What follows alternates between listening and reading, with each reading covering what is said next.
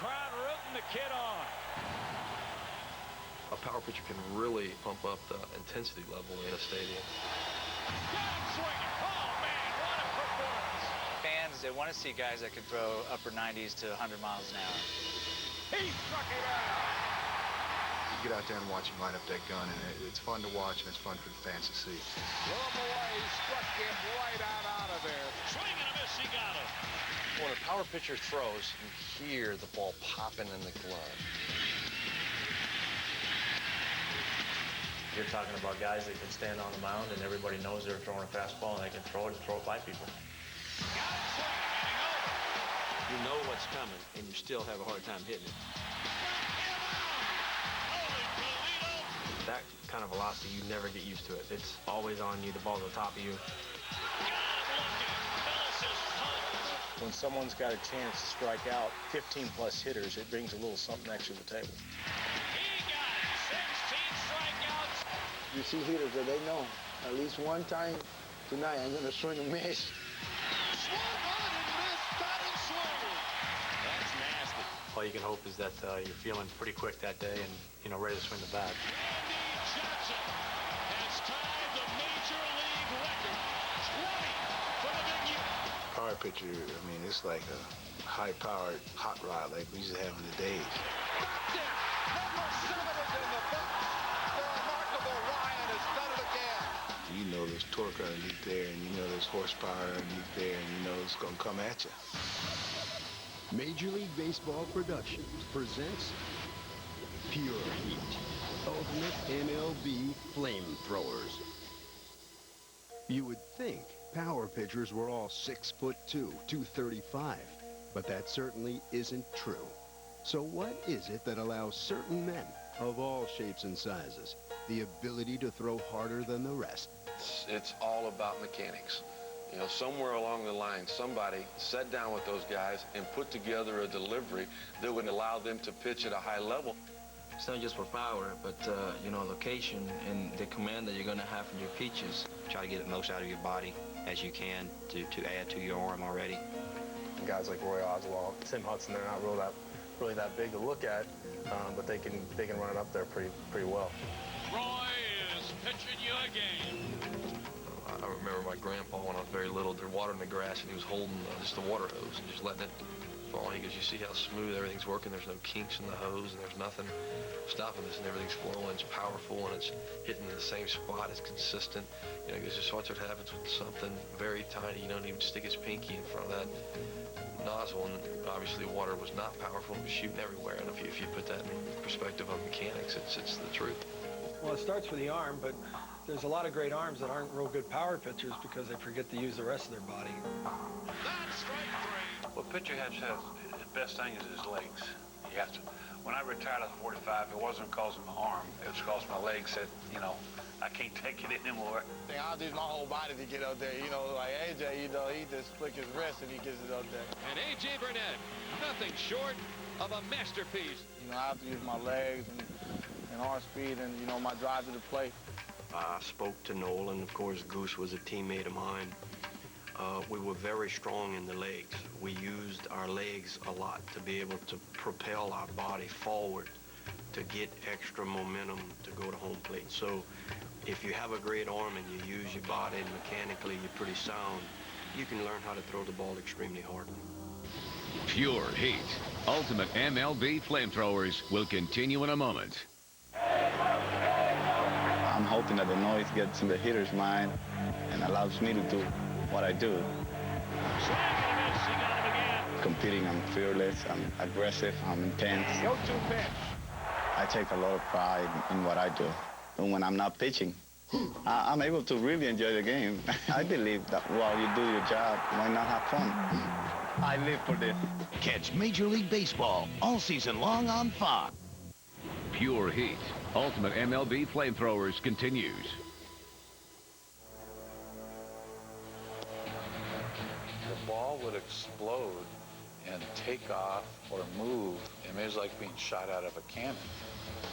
To know that when you were facing Nolan Ryan, it was a little prayer. Dear God, don't let me get hurt. Watch out. He's a big guy. He threw hard.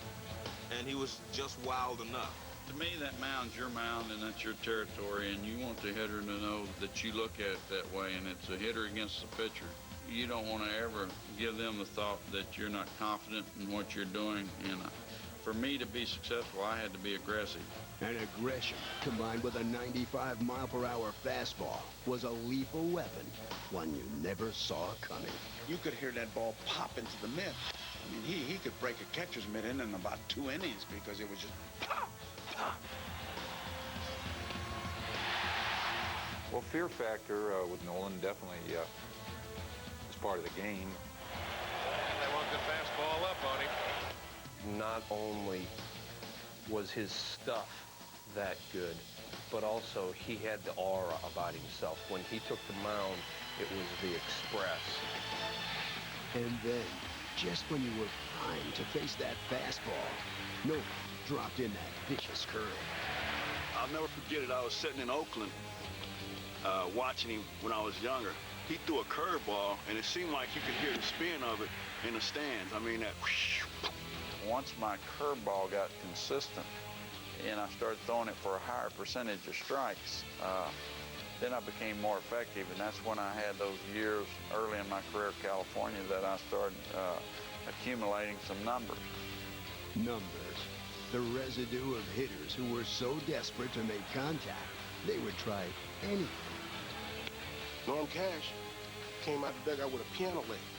He had a big piano leg, dragging it up to the plate to hit. Nolan started laughing, and everybody was just cracking up. Ron Luciano was behind home plate calling balls. He says, "What are you doing?" He says, "I can't hit him with that. Let me try with the table leg." Fact is, nothing worked. Ryan was often unhittable. He popped it up. A tough play. No hitting. Nolan Ryan. Ryan sure had his A game with the Angels in the early 70s, throwing 4 no-hitters in 3 years. That tied the record for no-hitters set by the legendary Sandy Koufax. But Nolan was just heating up. It had been like 6 years past since I'd thrown the 4th no-hitter against Baltimore, and so that was the furthest thing in my mind that I would be in that position. No strikes to Baker, and a ground ball to third. He has got it, Art. How? He got it!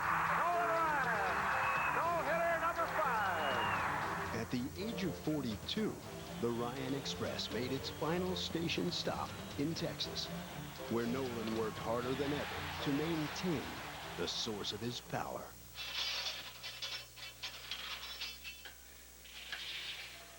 No doubt your legs play a big role in pitching, and if you have a leg problem, then just, well, you have an arm problem because you can't pitch without your legs being strong. It was this kind of dedication and work ethic that kept Ryan such a dominating presence for 27 seasons on the mound. Unhittable, even in the twilight of his career. Fly ball, right field. Ruben in foul territory. Number 6 for Nolan Ryan. The Express has done it once again. Ryan powered his way to 324 career victories and reached career strikeout totals that bordered on sheer fantasy. Here's the payoff pitch. He struck him out swinging. Strikeout number 5,000 is history for Nolan Ryan. Then, at the age of 44, the magical arm of Ryan delivered one more incredible no-hitter. The entire stadium standing in anticipation. That's it. Number 7 is in the books. The remarkable Ryan has done it again. Nolan Ryan would finish his career with 5,714 strikeouts, a mark that most likely will never be broken. He was power personified and rode the Express all the way to Cooperstown. Native Nolan Ryan was becoming a living legend. A young boy, also from the Longhorn State, was watching and learning with a front row view. The first time I went down to the railing in the dome and I watched him warm up, and it was so loud. And then when it hit the catcher's mitt, the loud noise that it made, and it kind of threw me back a little bit to see somebody throw the ball that hard. I was interested in how he was able to throw that hard, how he generated that much arm speed. Surprising enough, that's where I learned how to use my legs. No doubt the Rocket learned his lessons well. For just like Ryan, he evolved into a complete power package. When you look at Nolan and you look at Roger, you're looking at the classic power pitcher.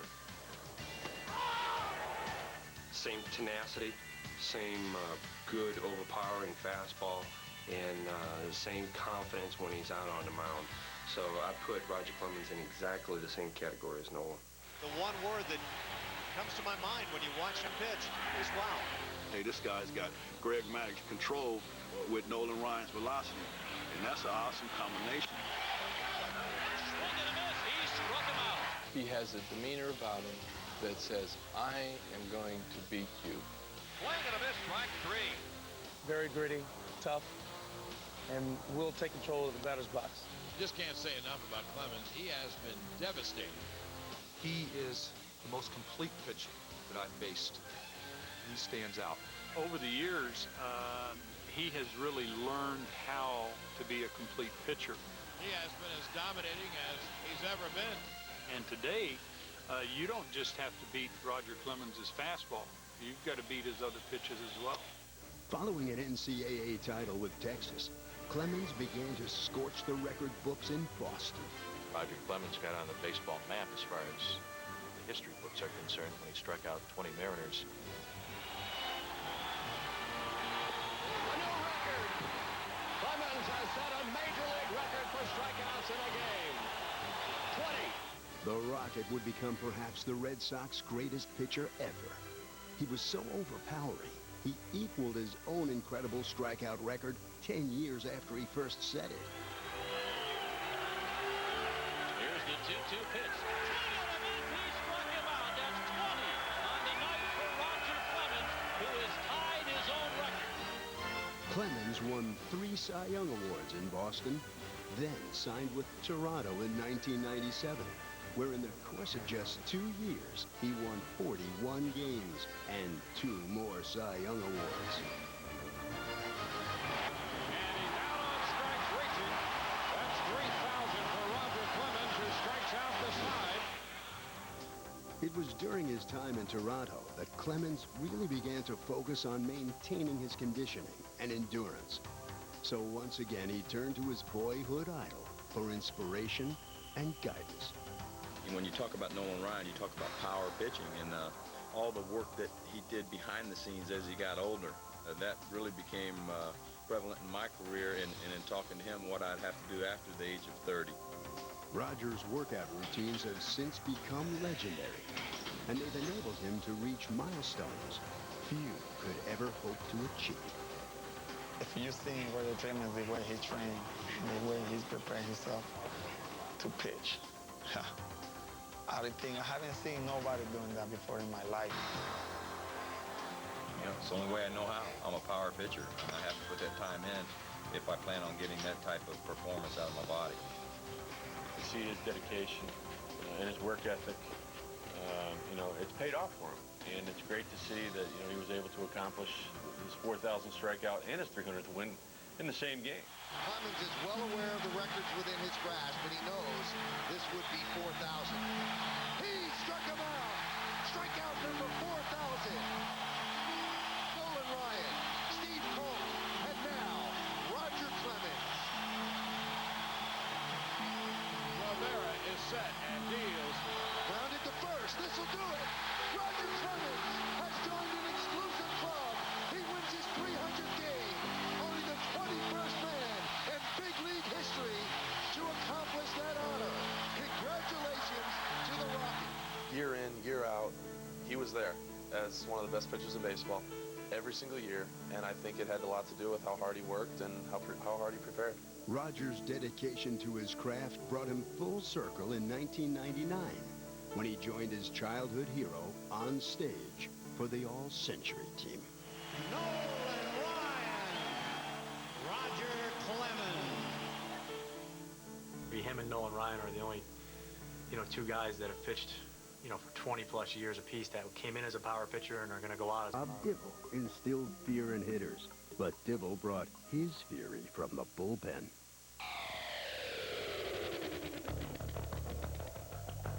Dibble was a little crazy, I mean, he'd throw at you, and then if you didn't like it, he'd meet you halfway. You didn't have to come all the way to the mound.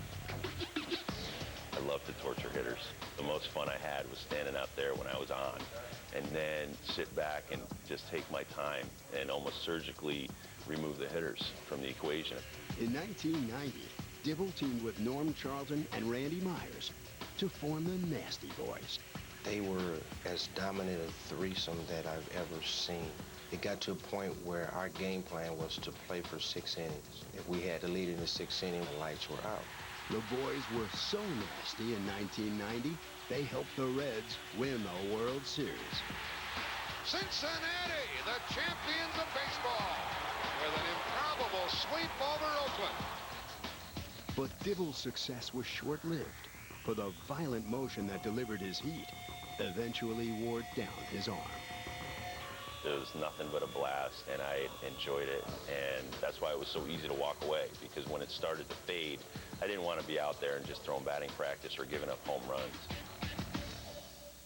Dibble evolved from men like Dick the Monster Raditz, who helped change the face of relief pitching in the 60s. No longer were relievers aging starters relegated to the pen, but up-and-coming stars. Since then, the art of relieving has become ever more specialized, an integral part of any successful club. Fact is, some of the most dominant forces in the game today are closers. Nice fastball and strikes him out. Swing on and missed, batting swing. Oh, he struck him right out of there. See you later, inning over. In recent years, few closers have proven more important to their team than Eric Gagne.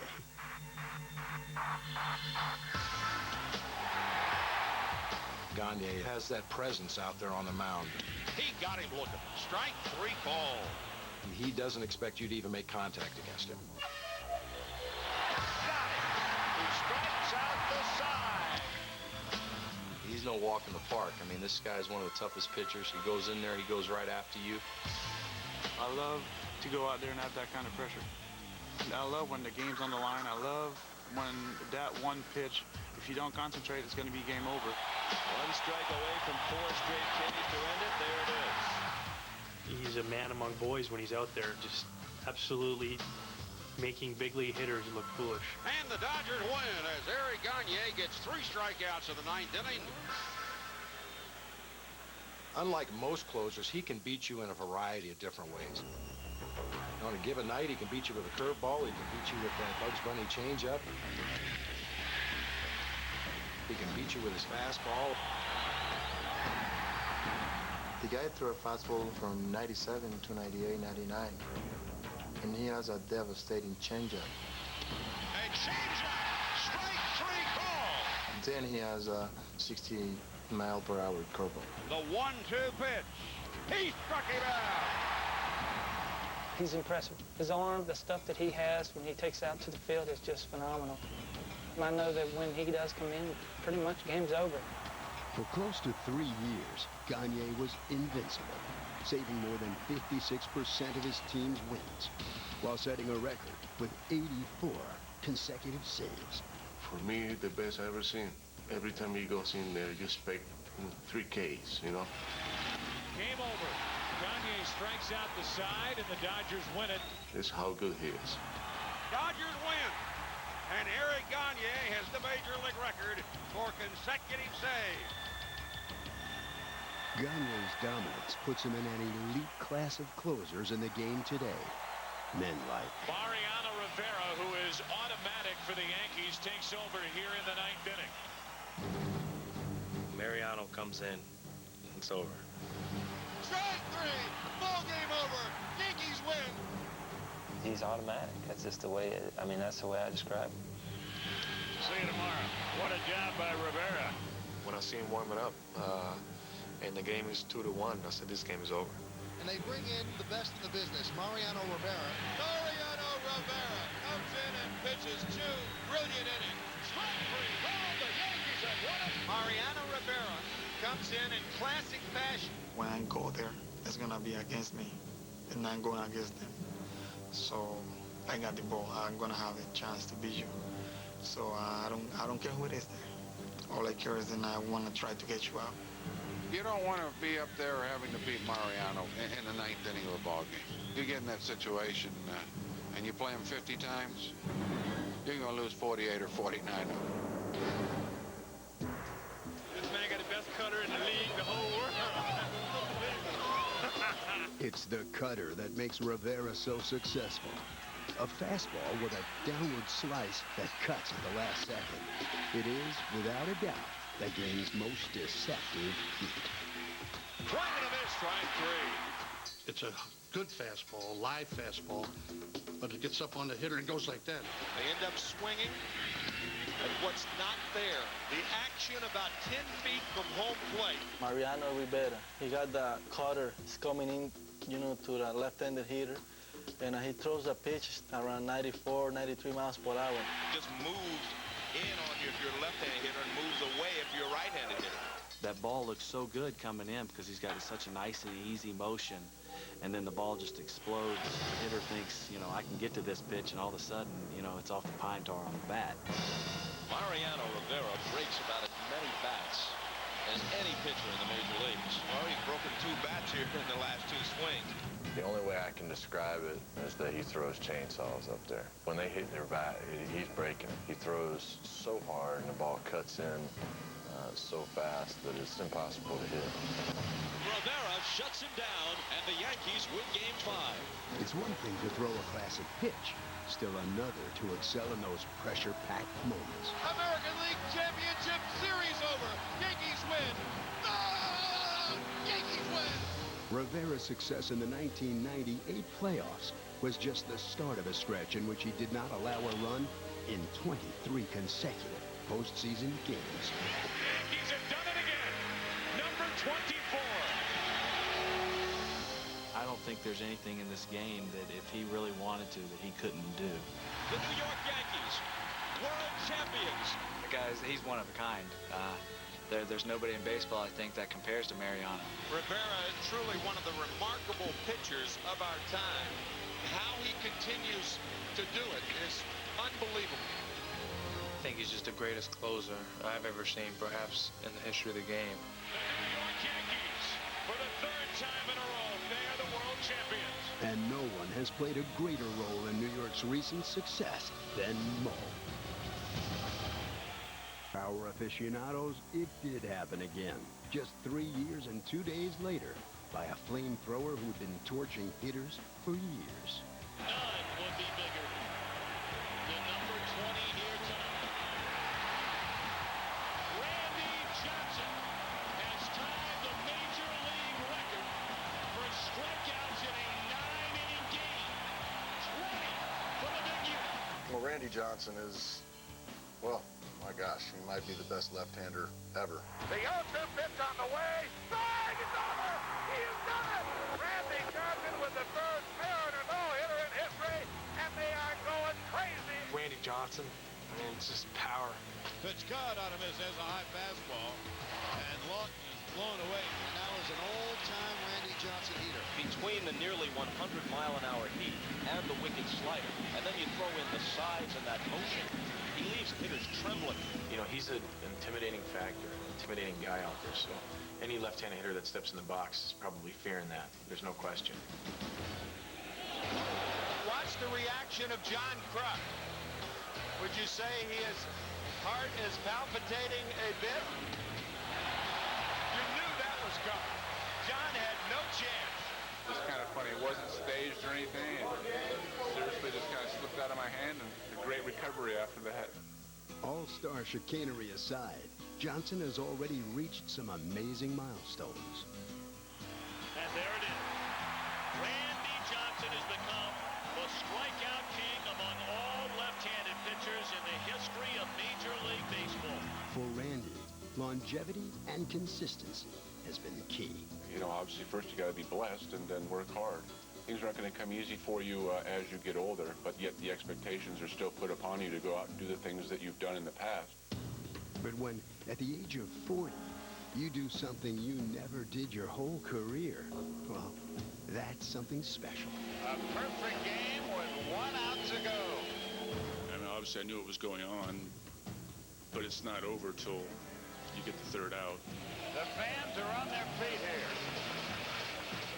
Many of them now rooting for Randy Johnson, rooting to see his streak. The big left-handers wind up, and the 2-2 slider swung on and missed. And Randy Johnson, at age 40 years and 250 days, has painted an absolute masterpiece. He's won 5 Cy Young Awards and has led the league in strikeouts 9 times. And in 2001, he won a World Series with another power pitcher by his side.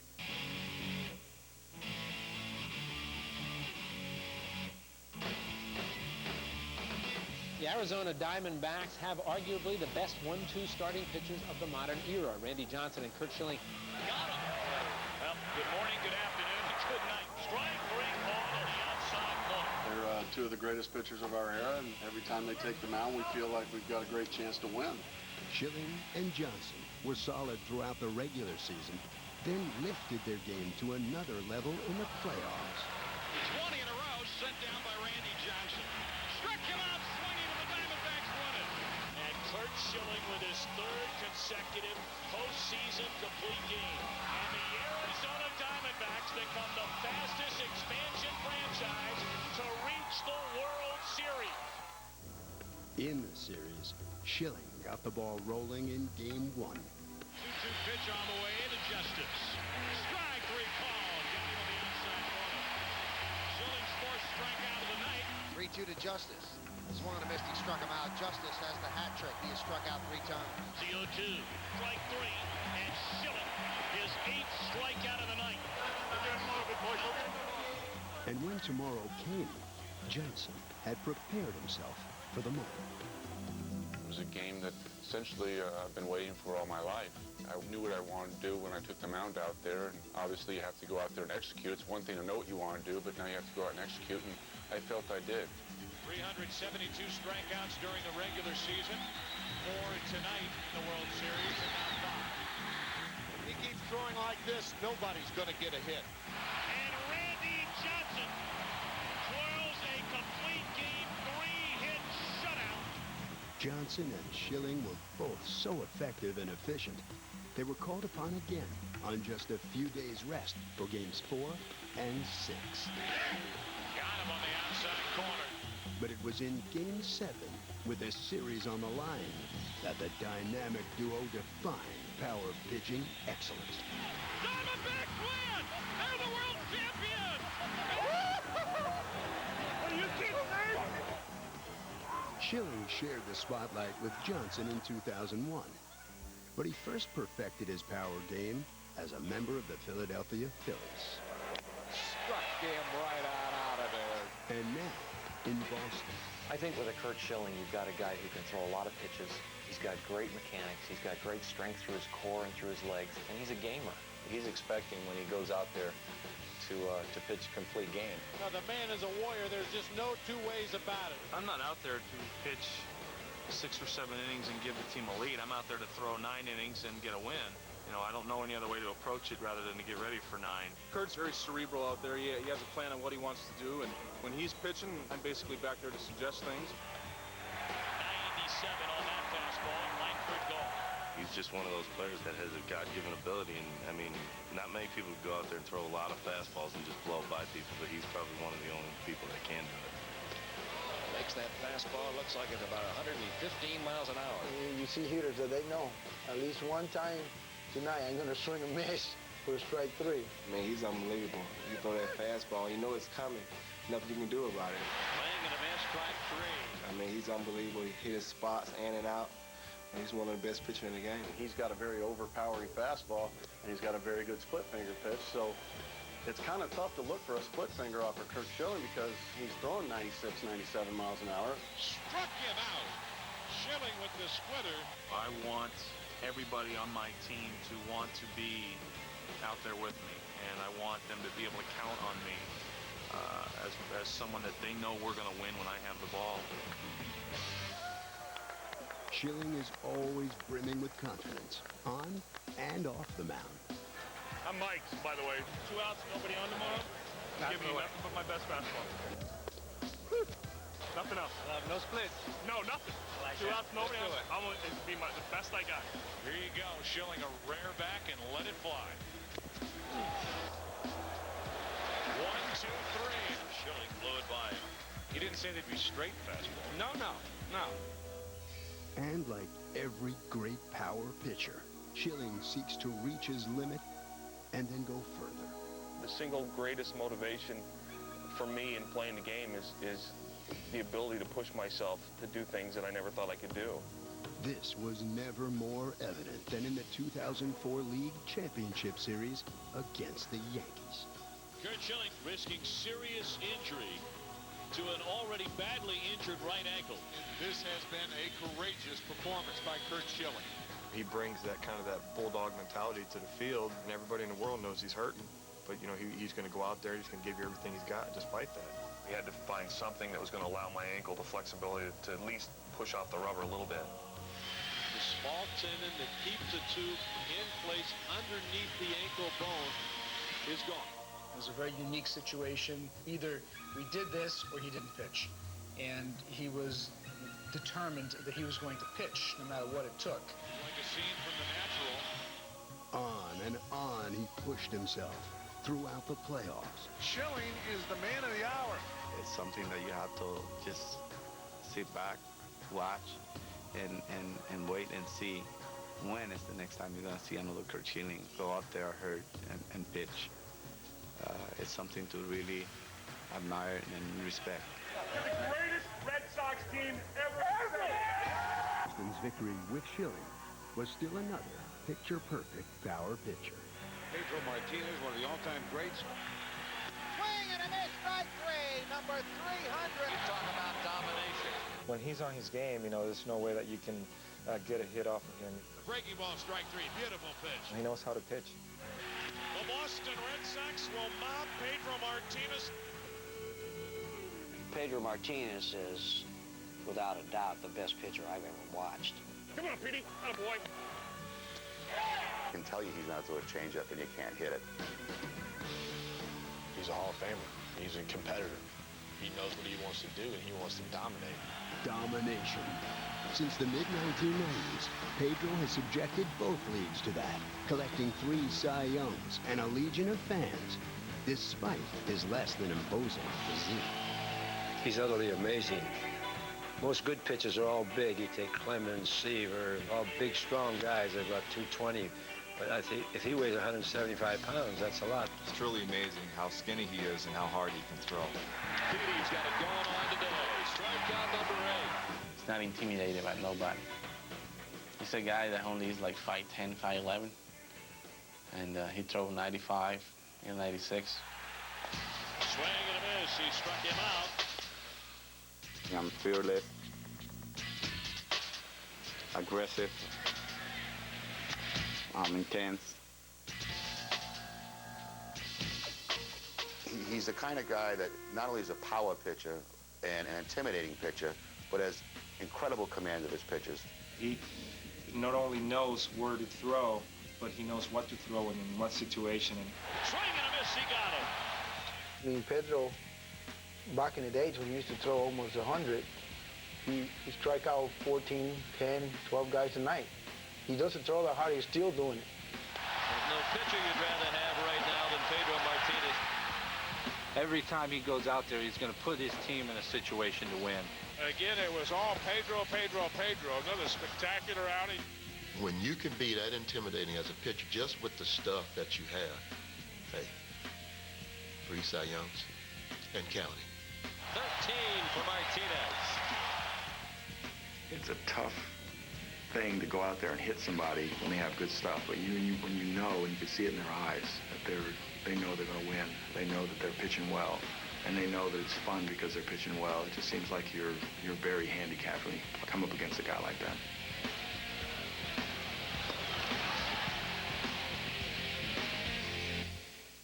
Even though I look serious during the game, if something funny happens in the middle of the game, I'll laugh. I'll have fun with it. And the sprinklers have come on. Pedro's just taking a little shower. I live for this. Yeah! very funny when he's not pitching.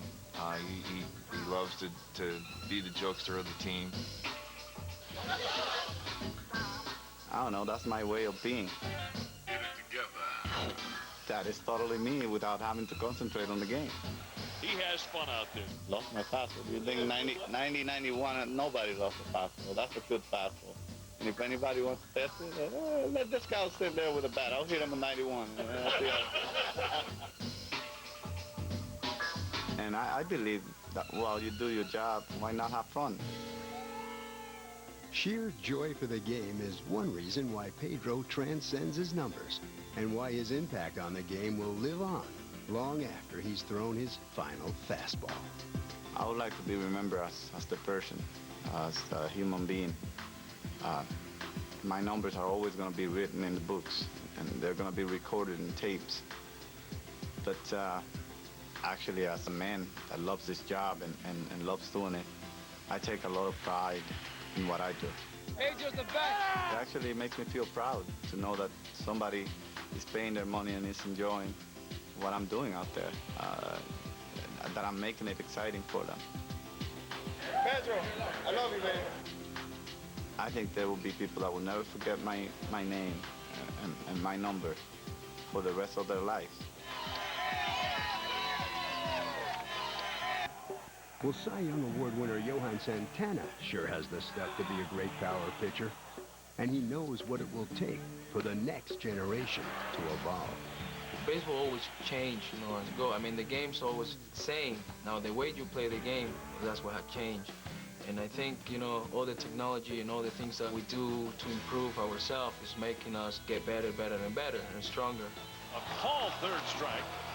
There's a lot of pitchers out there right now that's going to be for a long time and challenge a lot of hitters with power.